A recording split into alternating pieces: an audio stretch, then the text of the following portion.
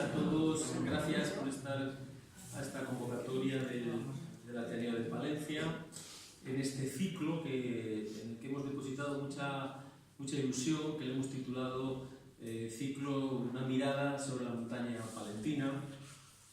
Está a propósito, el título no es una visión de la montaña palentina, sino una mirada, que siempre es algo que va a alojar un resto y una pérdida.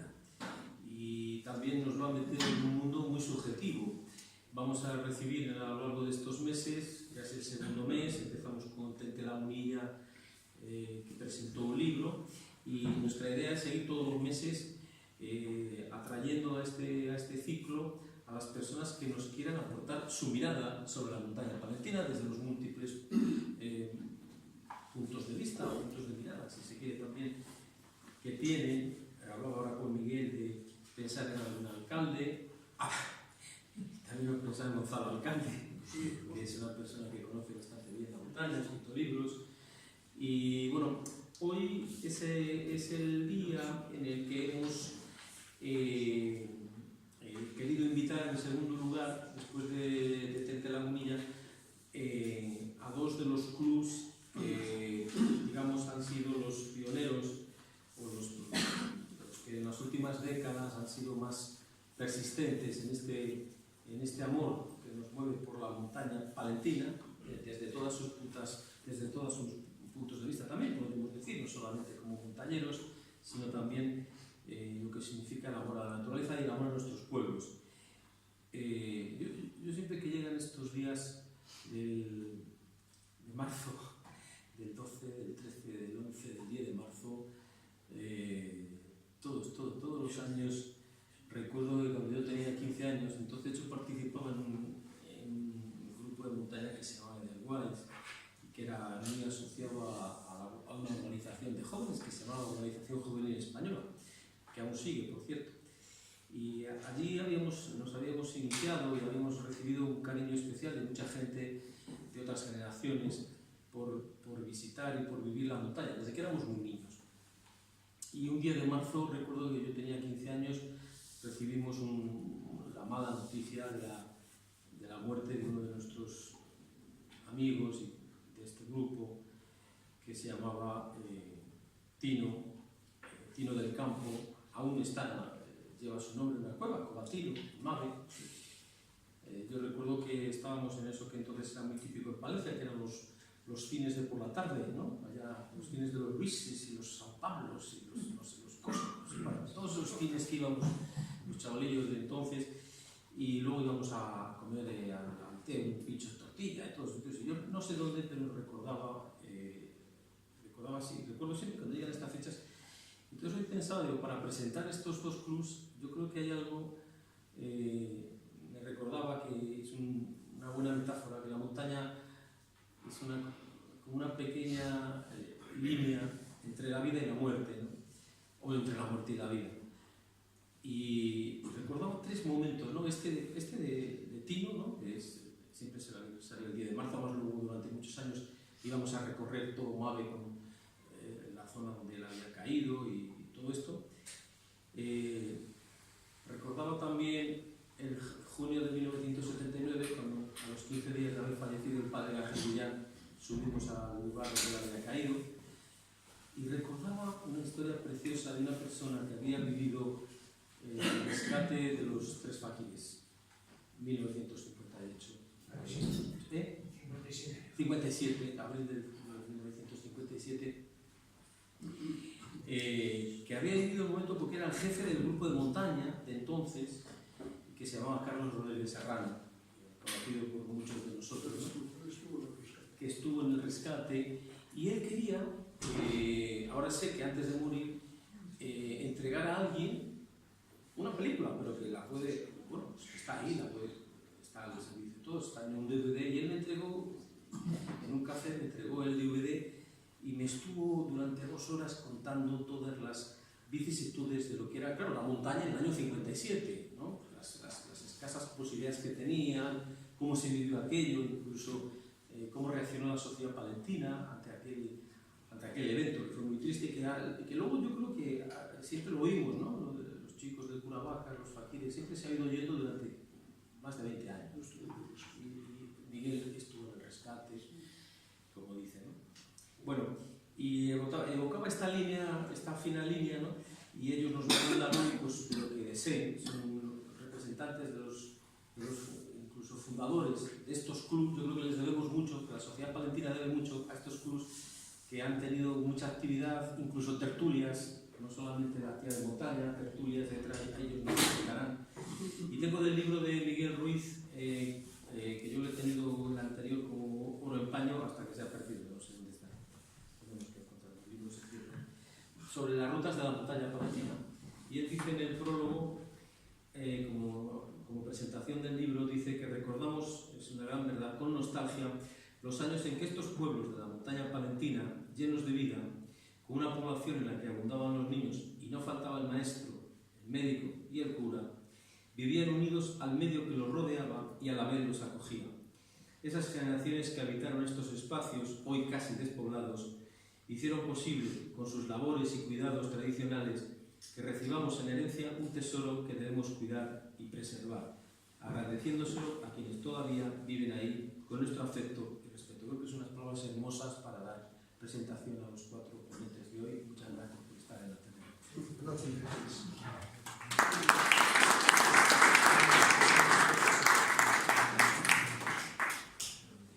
No sé quién empieza o cómo empezar. Yo creo que tomar la palabra los que saben de la historia de la montaña. Bueno, yo creo que lo único que se me ha olvidado decir en la presentación es que la montaña es pura poesía, ¿eh? Entonces, yo reivindico que el Ateneo que pone científica, literaria y tal, que ponga también deportiva a partir de ahora, ¿eh? Aunque ya sé que lo poético encaja dentro de lo literario, pero que es un tema, yo creo que todos lo valoramos desde ese punto de vista.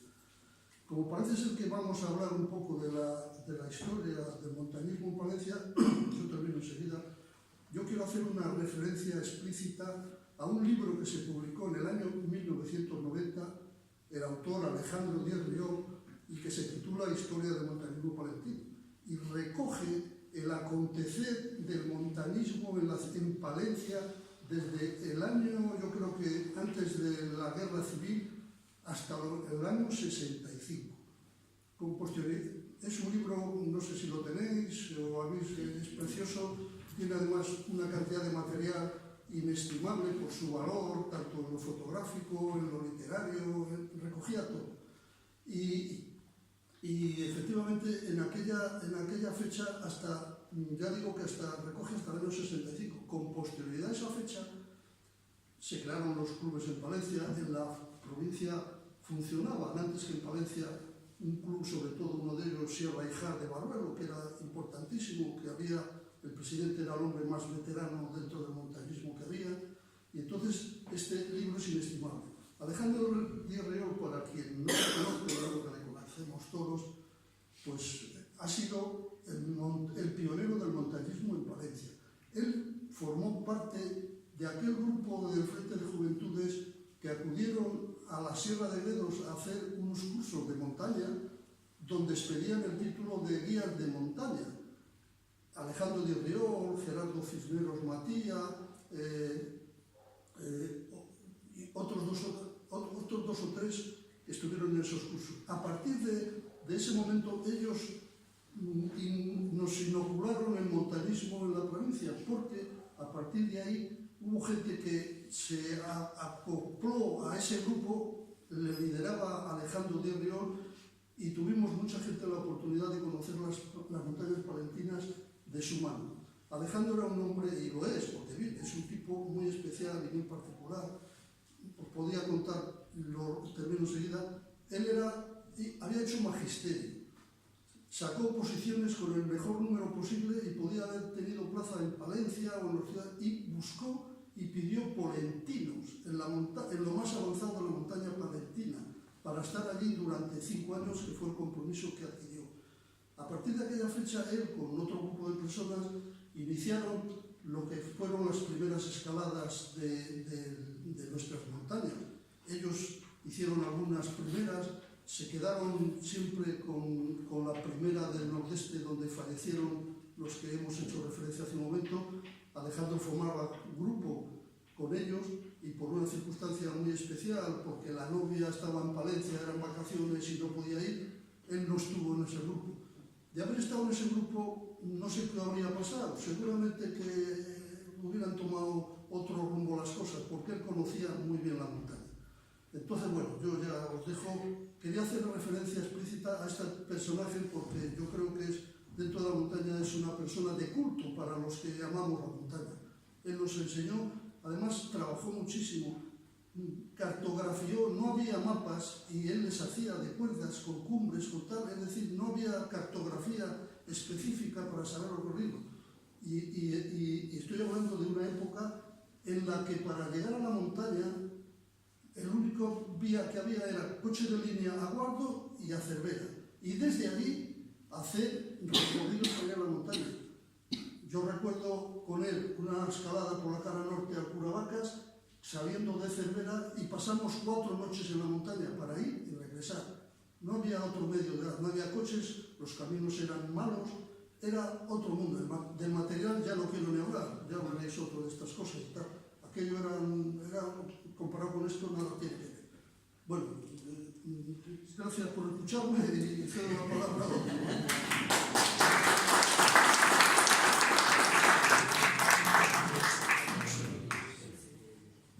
Bueno, Miguel, aquí a mí se me ha dicho que viniéramos a hablar un poquito de la fundación o cómo se hicieron los clubs. Ah, bien, va, vamos lo que traes. Yo no sé si tú querías decir primeramente algo sobre los clubes de Huetella, que es más antiguo, cómo se funda, cómo se hace, cómo se... Bueno, brevemente para dejar al margen.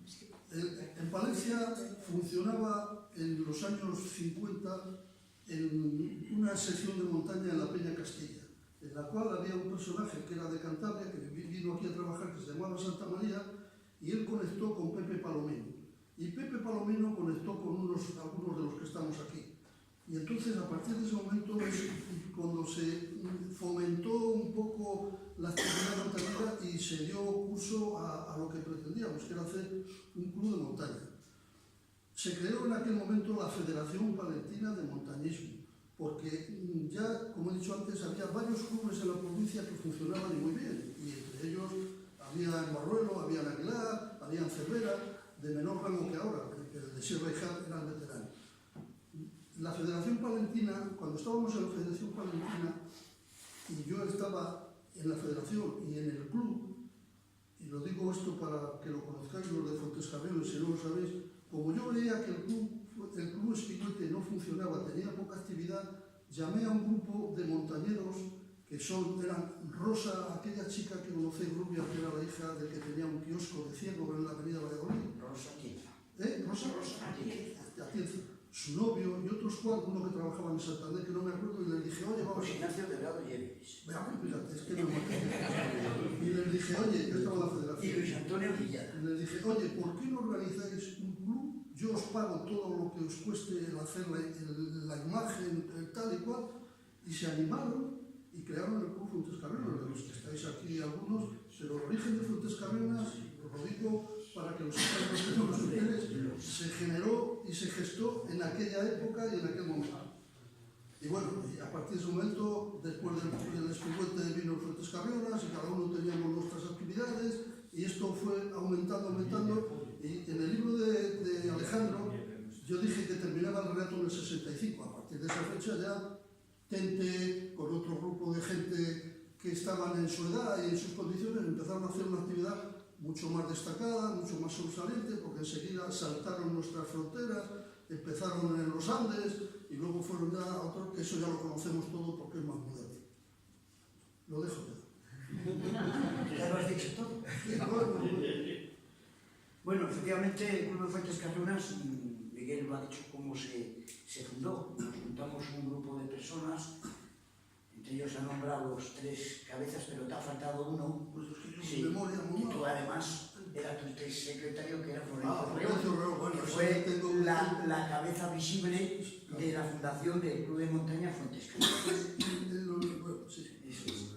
Así empezó. El motivo fue, porque tú lo acabas de decir, no lo voy a volver a repetir, pues entonces el Club Espiguete pues no hacía pocas actividades y además había adoptado, que eso era muy respetable por supuesto, de no abrir campo más a más socios. Pero en aquellos momentos su motivo tendría que era entonces presidente Palomino. Bueno, entonces los que no había ningún otro club, y yo ahora me voy a poner yo en primera persona, pues el conseguir la tarjeta federativa era complicado, que de ahí viene el hacer el Club Fuentes Carrionas.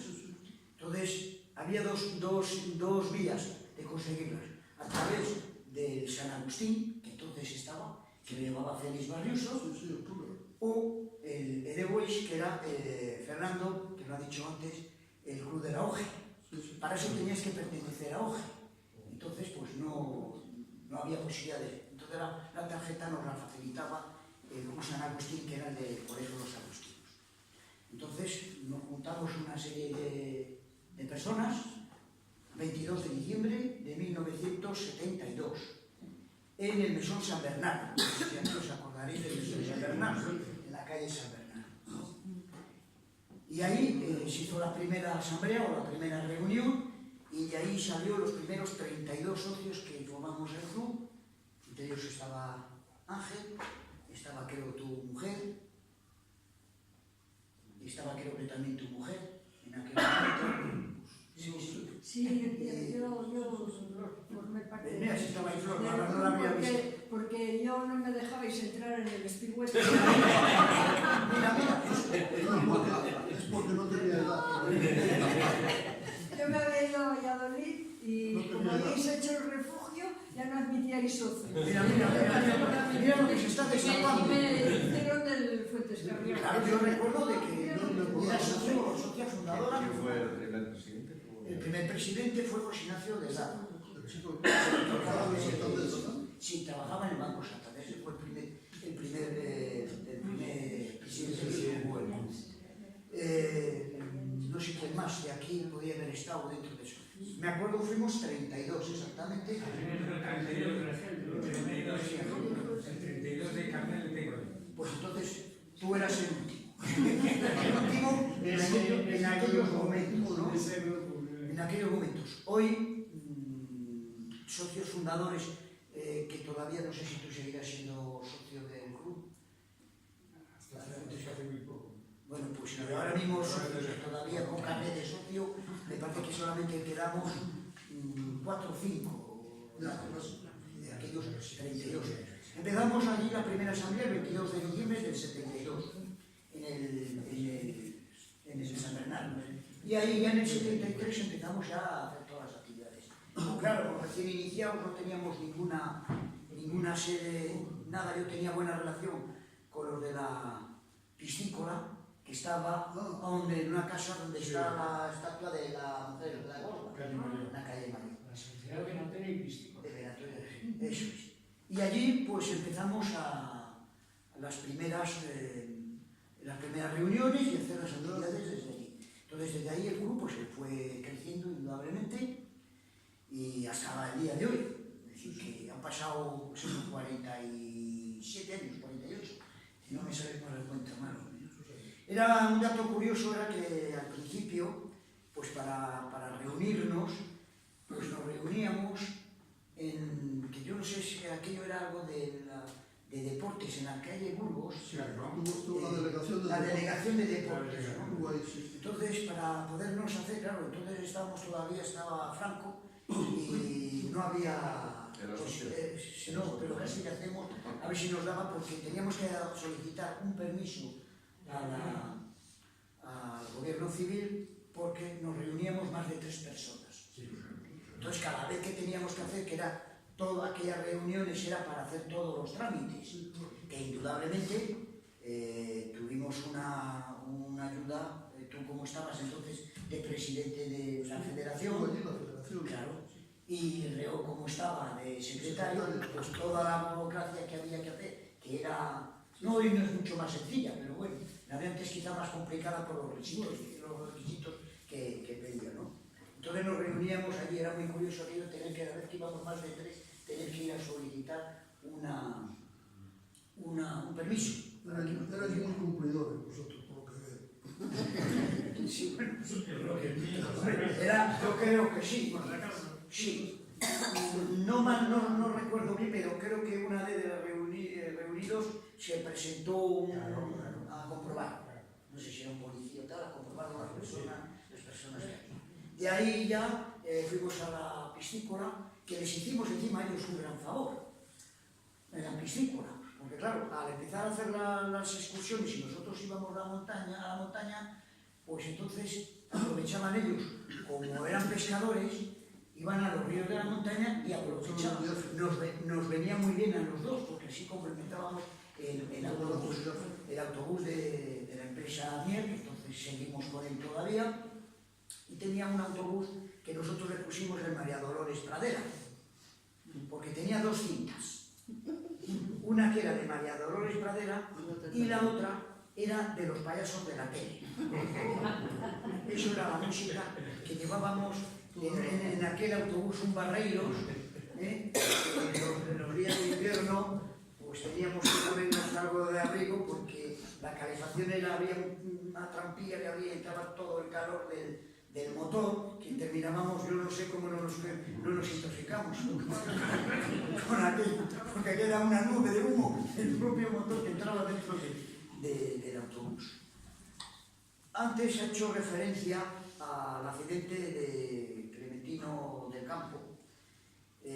Aquel día iba a haber ido yo con él, porque entonces los medios que teníamos era irnos en el tren, a Mave, el sitio más factible era Mave por el tren, porque nos acercaba hasta aquí.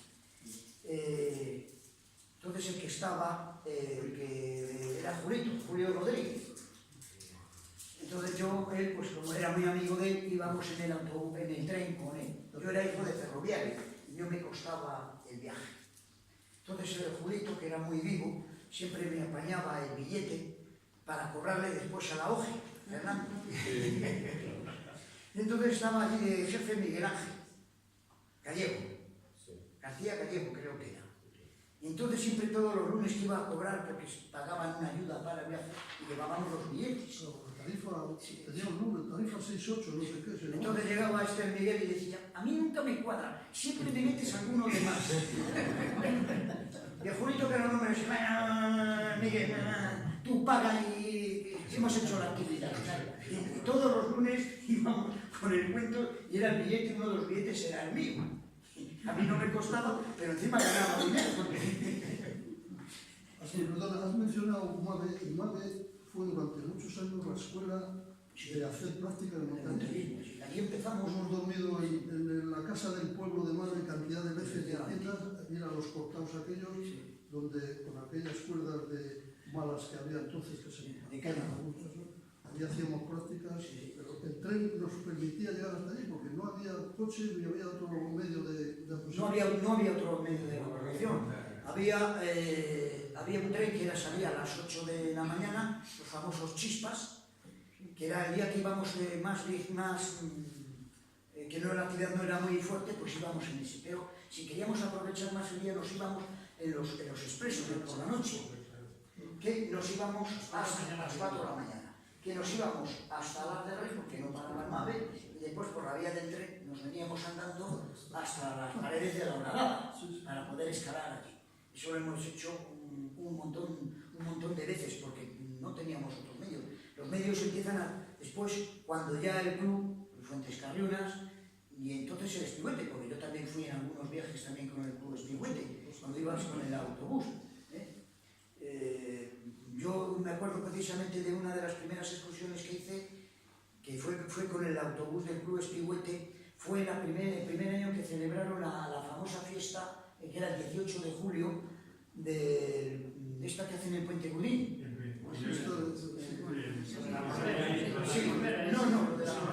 No,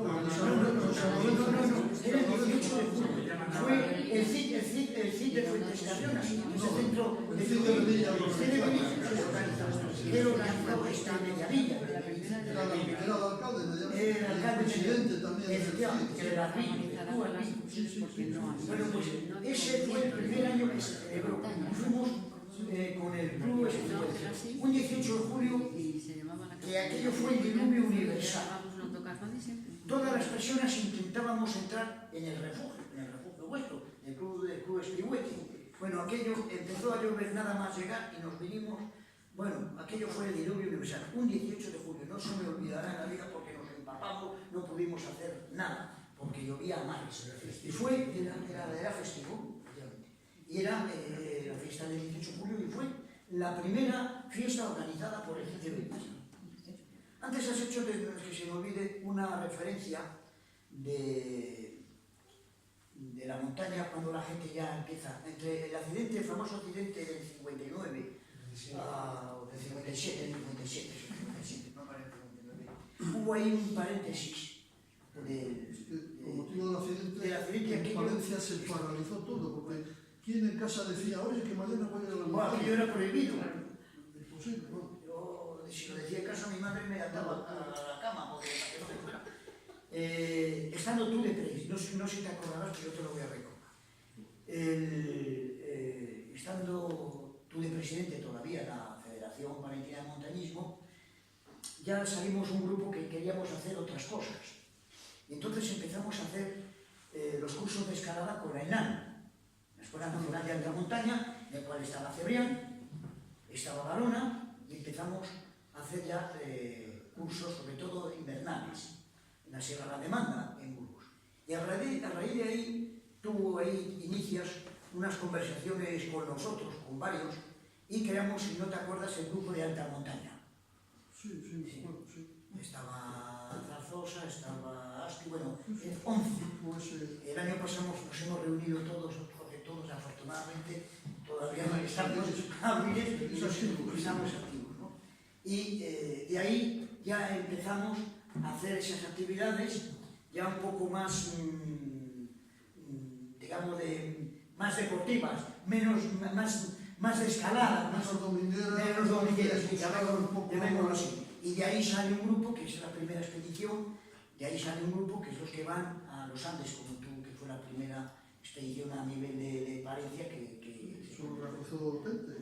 no, esa no fuiste tú. Sí, ¿verdad? Sí. Y ahí Ahí estemos de paso. La siguiente generación, la generación, está la generación que son los que se comieron el marrón, por decirlo de alguna forma, después del accidente. Después surge el grupo de Alta Montaña y luego ya... Efectivamente fue así, ¿En qué año fue lo de Andes? ¿Cuándo fuiste? El 85. Yo estaba yo de...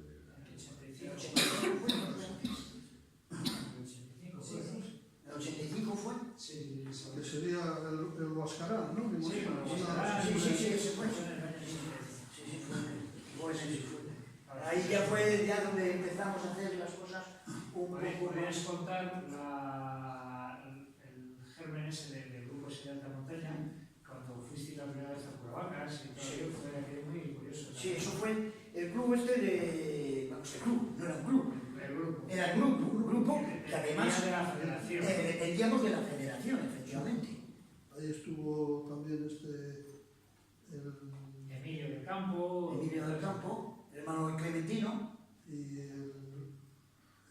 el oculista, hijo del oculista. No, Durante desde mi época. Desde mi época. Es que Durante fue presidente de ese grupo, que no Sí, había manera de cuadrar cuentas con él. Bueno, pues eso fue ya después. Eso ya fue después. Entonces, nosotros le organizamos este grupo en el 74.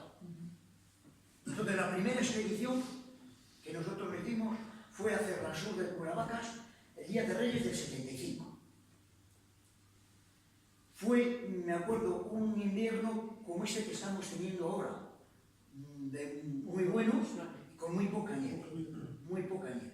Hicimos el día 6, fuimos 2 días, porque cayó el Día de Reyes cayó el domingo, el lunes, y nos fuimos el domingo, y el domingo hicimos el campamento base, preparamos todo el con un día estupendo. Eso sí, por la noche la temperatura cayó, pues estuvimos a 15 o 14, 15 grados bajo cero, con los sacos aquellos famosos que teníamos, los pedritos rojes. ¿Los? Los Pedro Oje. Ah, sería antes del Pedro Acuña. No, Pedrito Oje. Eso viene del famoso sacos, aquellos buenos que costaban un dineral, que eran los Pedro Gómez. Pedro Gómez. Sí, Pedro Gómez, sí, claro. Entonces, Oje tenía un economato que vendía material de montaña y vendía en un saco que yo todavía lo tengo, que no se sabía dónde dormías más caliente, si fuera o dentro del saco. Y nosotros le pusimos el Pedrito Oje, porque no teníamos dinero para comprarnos un Pedro. Entonces el Pedrito era un saco de momia. Era aquello, ya te digo, no sé dónde pasaba una canción, si dentro o fuera del saco. Y de ahí más o menos, pues de ahí surge todas las actividades dentro del club, hasta hoy, tanto el Club Estudiante como nosotros. El Club Estudiante un poco más activo que nosotros, pero bueno. Nosotros hemos cumplido ya 60 años, Ya se dice pronto.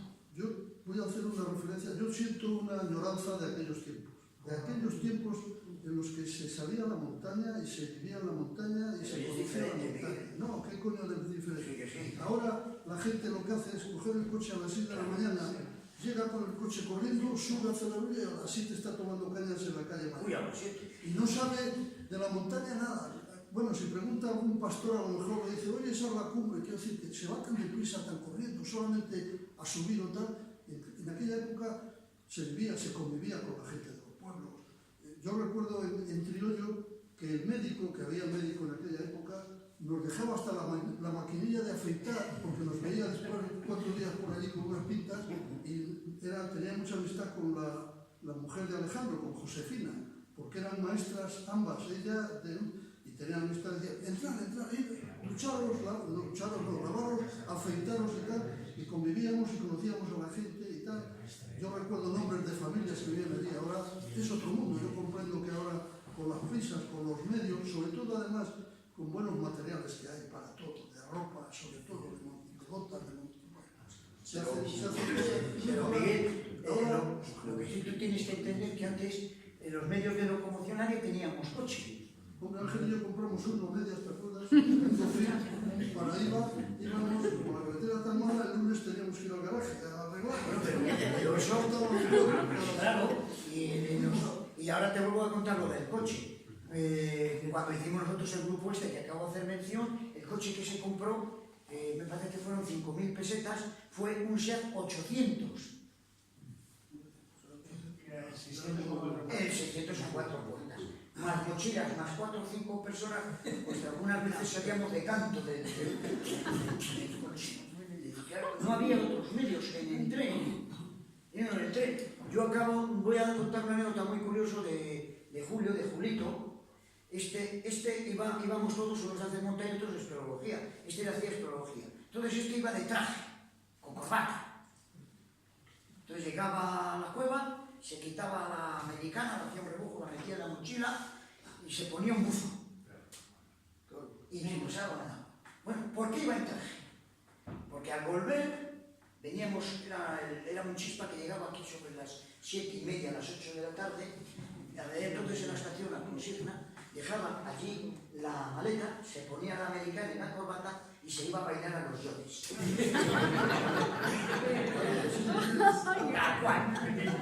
No había tiempo que correr. Allí es donde le a suceder.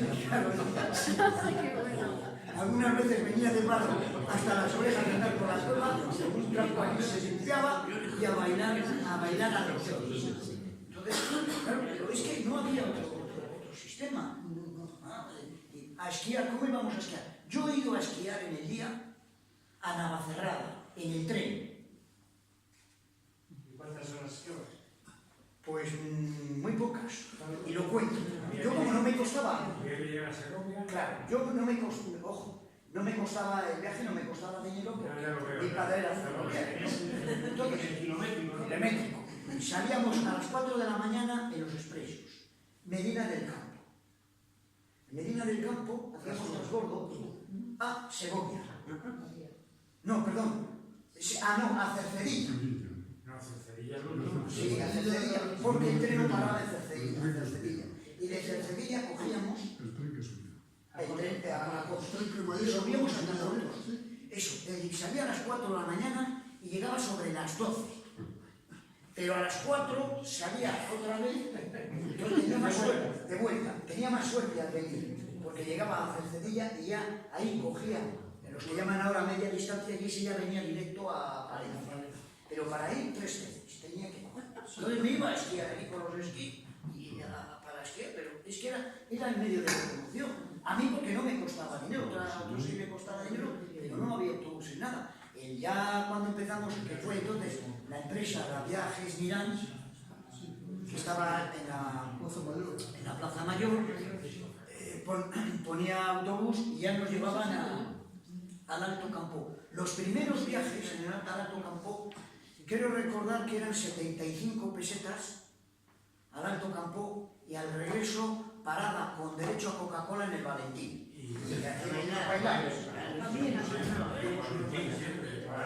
Aquel motor tuvo aquí en el Espigüete una especie de remonte. Es quien lo montó aquello.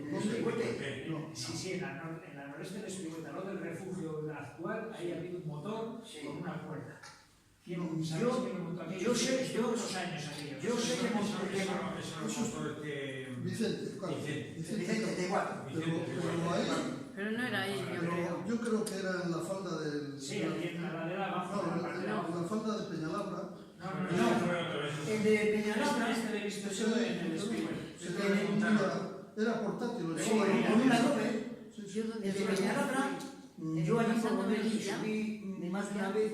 El que lo organizaba era Alejandro. o hacia eso. Alejandro, sí, Ah, sí, en la Alejandro ladera iba por pusieron sitio- un- Yo allí llevaban, era una doble, era ponían el este y... No, en la villa del ferrocarril, en vez de seguir hacia Cataño, a la izquierda. Según subías Atravesabas el puente y las vas ruinas hacia al Riaño. puerto, Pues a la allí en derecha una ladera de allí, yo botaron un... Yo me acuerdo de Melilla. En el Ciudadanos se pusieron y en Barrolo y en Barrolo Bueno, yo no tengo más que decir. yo me acuerdo era De la historia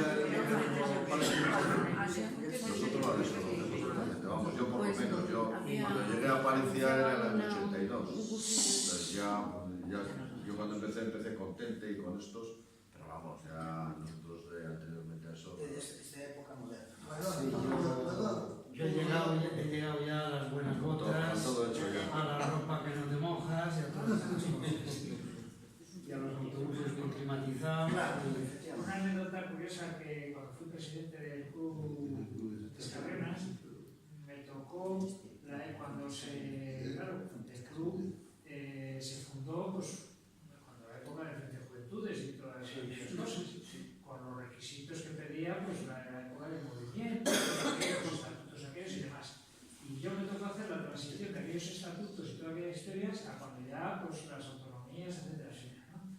Y claro, porque hay una cantidad de papeles y una cantidad de cosas y a mí me renegaba aquello, una cosa que ya estaba establecida y estaba funcionando, que tuvieras que hacer todos esos papeles. Y yo ya recuerdo que un funcionario pues me cabreé y le dije, digo, esto la culpa tiene que el club es más viejo que la Junta de Castilla y León.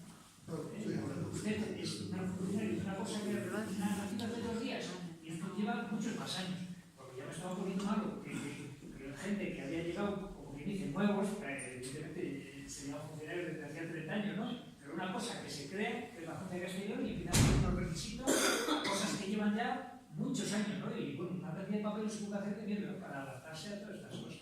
Y eso, pues que Pues los clubes son más viejos que la Junta de Eso que Castilla y tú León. acabas de decir ahora nos ha ocurrido el año pasado en el club, ¿eh?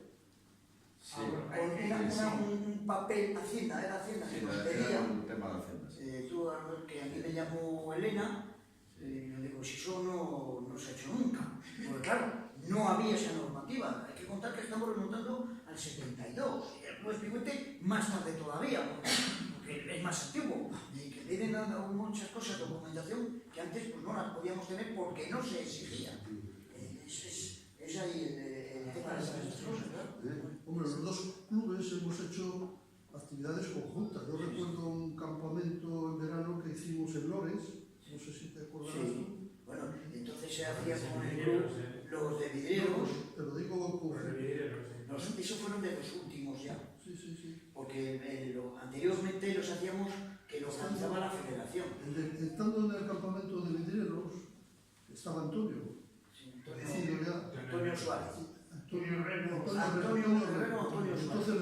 Óscar, Alberto Gutiérrez, su hijo y yo para subir a dormir arriba a la cumbre del Curaracas. De noche. De noche. Subimos y nos quedamos a dormir muy arriba, muy en la cumbre, una noche estupenda. Me acuerdo que el hijo de Alberto llevaba un melón, lo recuerdo, estuvimos ahí en muy malas condiciones y vino con nosotros Antonio, que le recogimos del campamento, que estaba en ese campamento fijo. A la mañana, a las 8 de la mañana estábamos en la cumbre. Pasamos una noche, me acuerdo, era una noche en agosto, serena, se veían las luces de los pueblos, sin frío, bueno, una noche espectacular. Pero me acuerdo, Un hito muy importante a señalar fue el campamento nacional en Pinoyano. Sí, en Pinoyano, efectivamente. Aquello fue en el 300 asistentes. Sin más, creo que fueron algo más, pero bueno, es igual, 1.300. pues, Ingleses de Canarias, Eso ya fue en el 80. En el 80. del 80. Fue cuando construyeron todo aquello de Sí, de Pinoyano, sí. Yo lo vi ya todo construido aquello. nos facilitó las cosas. Quería venir y decía, Era sí, que mira, presidente que vamos aquí. era el jefe del Aquí no servicio se de va, por Icona, aquí no se va. que era sobrino del primer presidente de la Federación Española de Montañismo. Gran duda, que hay varios refugios por la península con su nombre. Este nos dio toda clase de facilidad, fuimos a verlo y nos quedamos sorprendidos porque dijo, bueno, no, ya hizo un viaje con nosotros y gastaron allí dinero, no os podéis imaginar, porque hicieron un montaje, los habéis conocido todo, pero la obra cumbre de aquello fue que el agua lo sacaban del arroyo Mazobres, entraron por el valle, muy profundizado en el valle, hicieron una zanja, cogieron el agua debajo, Un depósito. y el depósito al otro lado de la carretera, un depósito de cemento que todavía estará como un búnker, y luego ya cruzaba la carretera. Lo del agua, no te acuerdas, pero yo sí porque lo viví. Hicieron aquella toma de agua, que estaba más arriba, y la primera noche nos quedamos sin agua ¿El campamento? en el campamento. Y total que, claro, según iba bajando el nivel, el agua por su propio peso, por la gravedad, entraba en el depósito. Pero solamente entraba un milímetro. Yo era de noche, plena noche, yo no puede ser. Me subí arriba, venía a mirar con una linterna, y yo le veía bien aquí, la toma de agua estaba impuesta, y que no entraba agua, no caía agua, nada más que un milímetro. Bueno, vuelvo a subir, subiría como unas 3 veces, y ya una linterna se me ocurre meter la mano, y coño, aquí hay algo.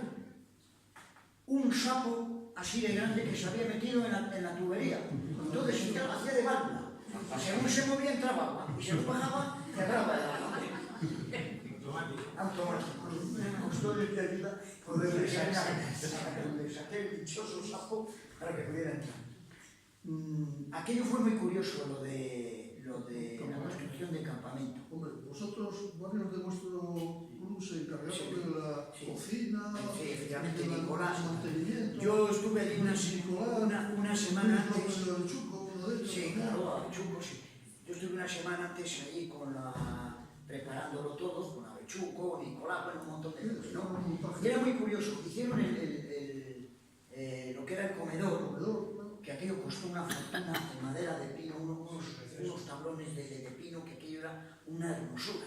Y eso lo hicieron con la gente, los guardas de la reserva. Entonces iban por el día, en vez de estar vigilando, iban allí a construir esto. Lo hizo una empresa vasca. Y a las 7 de la tarde, o a las 6, no me acuerdo la hora, se marchaban. Se marchaban todos. Ya nos quedábamos los que estábamos allí organizándolo aquello. Y a los 10 minutos aparecía el capataz, con la furgoneta. Todos aquellos troncos hermosos y tal, los grandes se les llevaba a él, para él. Los sobrantes. Sí, los sobrantes eran más grandes que esta mesa, todo eso. Y a los 10 minutos aparecía toda la cuadrilla. Ah, por los trozos pequeños. Se lo llevaban todo. Al final, el que estaba construyendo, es que todos los días nos falta madera. Yo me quedé la boca, dígaselo al capataz. Porque no, los únicos que nos quedábamos éramos nosotros.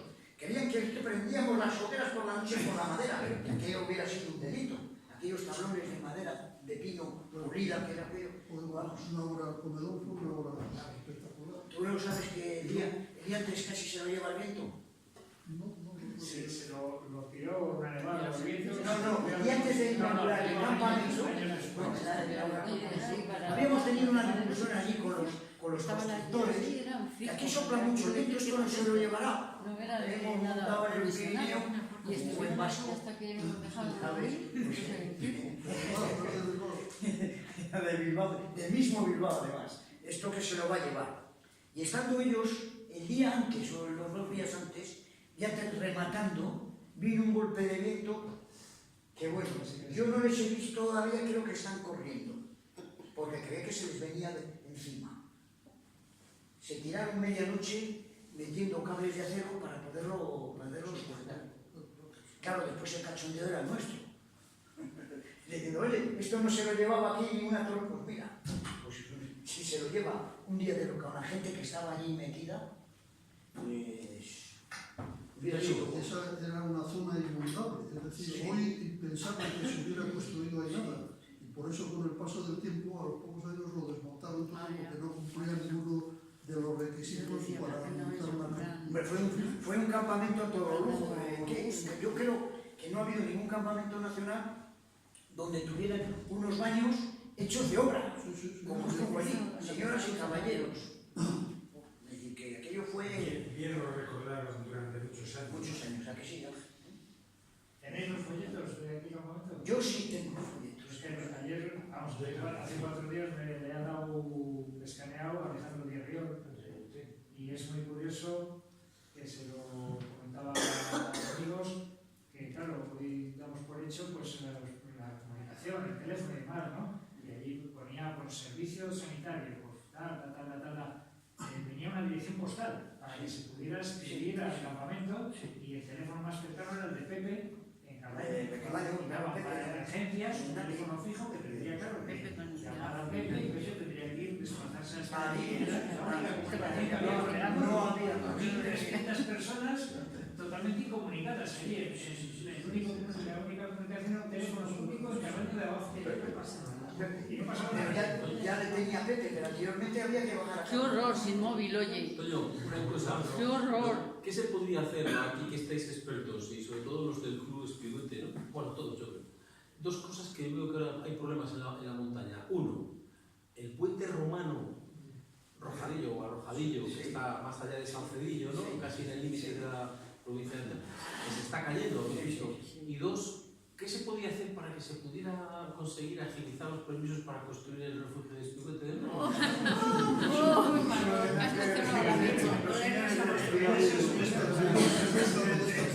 Ahí está el presidente. Cuéntalo de esta tarde.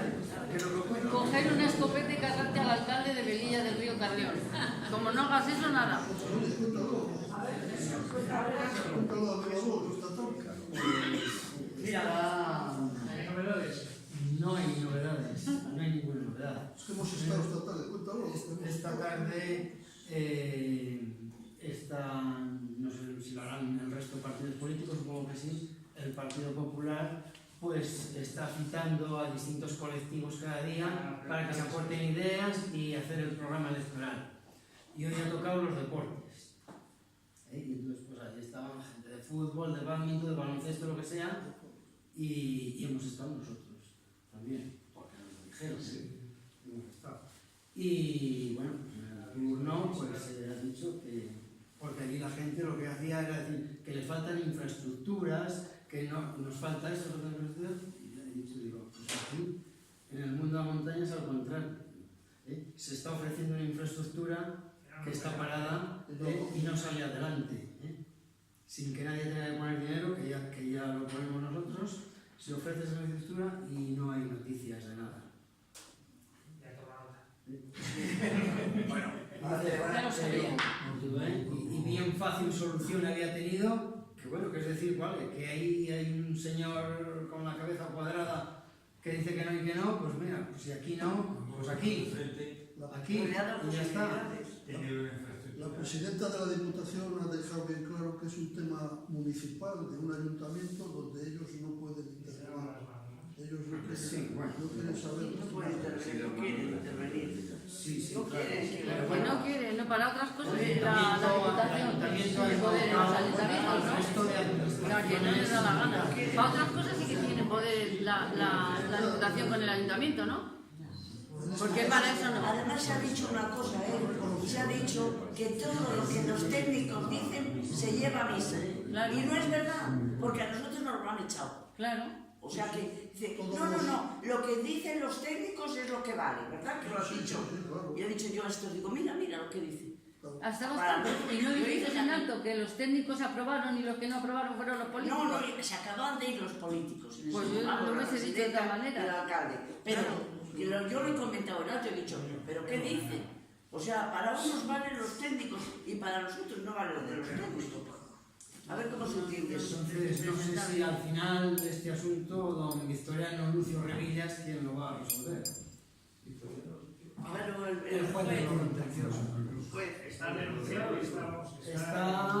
Está recurso de alzada ante la Junta que no ha contestado. O sea, han pasado los 3 meses que tenía que hacer y no ha contestado. Silencio administrativo. Entonces ya el siguiente paso ha sido el contencioso. Y está en manos de Luciano eso, ¿no? No, cuando vayamos al contencioso. No, digo cuando se va a estar en manos de Luciano. Contencioso de Castilla y León. No, el contencioso de Palencia. Palencia. Primero el de Palencia. Y luego Puente no sabéis Mi apelación en... Yo lo que sé que está en un estado lamentable. ¿Quién es? El puente, ese puente, no sé, será que es un patrimonio. Sí, no sé. eso la verdad es que las fotos son... Ese puente no es romano, Es medieval, ¿no? no es romano. Pero es igual, por ahí pasaba la calzada romana que va por el collado de Somaoz y comunica con la Con Cantabria. Es un puente precioso. Yo esto por debajo no tengo fotos de una arquitectura, pero se ha metido Es muy bonito ese una puente. rama, los Hemos hecho una marcha hace años por ahí. y ya no le hacen Hay veces que es difícil encontrarle porque está tapado por la maleza. Es que ya no hay nada que comunique por ese puente, ya no se usa como medio de comunicación. En su tiempo tuvo una, ahora ya no está, y está, han venido fotos estos días. Pues eso, ¿Sabes qué? Cuando se mueven las administraciones es cuando ya está totalmente derrotado, que es lo que suele ocurrir. Eso a lo mejor que la asociación Ateneo, pues a lo mejor sí, simplemente Hoy aquí que salga que aquí y ahí se ha solicitado a las instituciones que eso enlaza con lo que decía Miguel de ir despacio a la montaña, disfrutar la interacción con todo. Pues eso es una cosa por la que pasas en una marcha y disfrutas viendo eso. ¿Y qué institución os parece que será la que más depende? ¿La Junta? será de la Junta. Sí. Pues no, va a la Junta o la Diputación. No, la Junta es la que tiene que dar la que nos tendría que dar autorización. Estamos hablando del puente. Hombre, ahí seguramente sea la Diputación.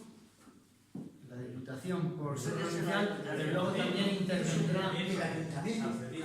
Eso pertenece a Breñosera. Pertenece a no, hay un pueblo más Pero Valverzoso, eso es de Valverzoso, pero yo no sé si Valverzoso no tendrá no tiene ayuntamiento. Ayuntamiento. No, pero el Verzoso ya ha recurrido a todas las administraciones y lo ha dicho por escrito y no le han hecho ni caso. Eso lo han tenido estos días en Eso a la Diputación de la Caña diciendo que muchos quieren vender en Fitur y en Itur y en todo lo que vender la moto de la montaña palentina y no se preocupan de nada. Un montón de gente. Bueno, y de lo del refugio de Pigüete, pase lo que pase, tendremos refugio en el Pigüete.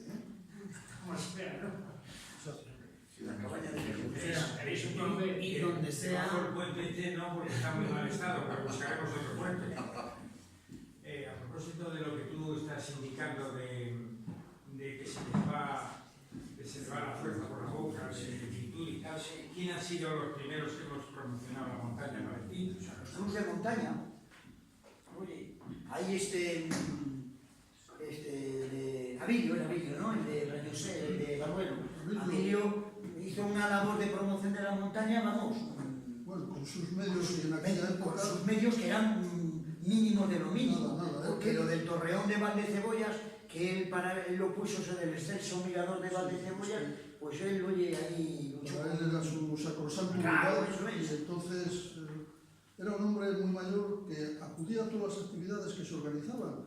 Iba siempre andando, él no tenía vehículo y tenía que hacer 1 o 2 noches para llegar a tal. En el campamento nacional ese internacional estuvo y tardó 2 días en llegar, yo no sé dónde está. Era un hombre pues, muy agradable y tal. Bueno, pero Torreón, si te refieres, todos los días subía. Ya sé que Con subió. una palanca, había... Y tenía muy buenas fotografías de nieve y tal, hechas por él, muy buenas las tenía. hombre, le hicimos Durante bastantes años era el general más viejo de todo España. Sí, era más veterano. Le hicimos un homenaje y en el Torreón famoso hay una placa que pusimos reconociendo su labor hace ya muchos años. Bueno, es que el Torreón creo que él fue el promotor, el que levantó el... Sí. Vamos, si no mal recuerdo, Pues, creo que subía fue desde Barruelo. el de Barruelo, sí. Bueno, vamos a haceros a los Tete y yo, vamos a hacer en nombre del Ateneo un regalo que hacemos siempre a las personas que intervienen, pero en este caso son los clubes. Este es para el Club de Montaña Espigüete, se lo damos al presidente. Me recuerdo. Señor presidente.